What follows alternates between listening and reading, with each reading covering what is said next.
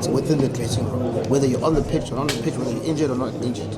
I'd like you just to speak to that, how the players have been paying for the badge of the season, but also in the context of the derby. Yeah, I think obviously we've got a very experienced dressing room, a lot of young players as well, a lot of vibrant sort of faces and energy in the dressing room, which has been really nice to be involved in this back half of the season.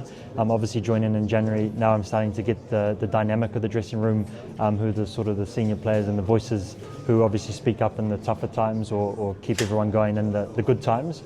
But I think we're on a really good run of form at the moment, really positive from everyone at the moment. So I think when you're winning games and winning games convincingly, it's really easy to be positive. So we go into this derby with a lot of confidence under our belt, and I think we're a team who can handle the big pressure moments quite well, and hopefully we can do that again on Sunday. Andre, we've heard the coach speak about humility going into this game, and especially when you think that Pirates haven't lost to Chiefs in a league derby since 2019. For you guys, what does that mean? Because it's easy for the fans to say, hey, we're top of the table, we haven't lost to them in so long, we should be walking all over them.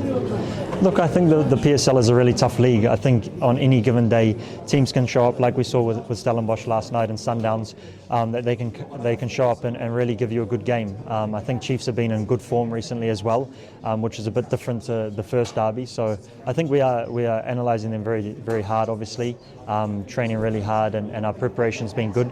So I think we do come into Sunday with a lot of confidence, but also, as you say, humility of it's not going to be easy, and we're up for a big challenge on Sunday. Personally, for you as well, joining in Jan, I can imagine that it's not easy because you're so used to one system at the first half of the season, and in the second half you have to change. How's that going? Are you feeling like you're finding your feet at Buccaneers? Yeah, I do feel like I'm finding my feet now. Obviously, as you said, to move in January is always a bit different, coming up to a new province and that, which brings its own challenges as well. But I really have enjoyed my time at the club. The guys have been really good, as well as the technical team, and I feel like I'm finding my feet and bedding in nicely now. So hopefully I can have an impact in the last 5 games. From a distance, at Amazon, this is a future that falls from afar.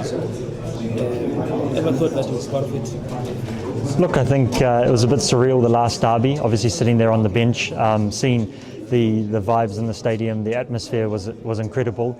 So it's the type of game as a player playing in the PSL you really want to be a part of. So for me to be in these bigger games is really nice and a proud moment for myself. So hopefully come Sunday I'm in the match day 20, obviously the first and foremost, and then can get out on the pitch and hopefully show myself. And I think also in the next 2 months, it's also one of the biggest moments of your life. Looking forward to that final squad announcement of the All Whites.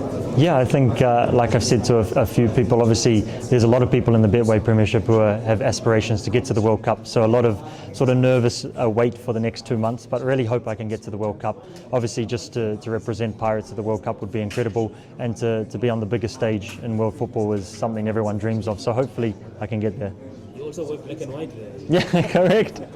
also, so that would be amazing. Absolutely. Thank you so much. Awesome. Cheers, guys.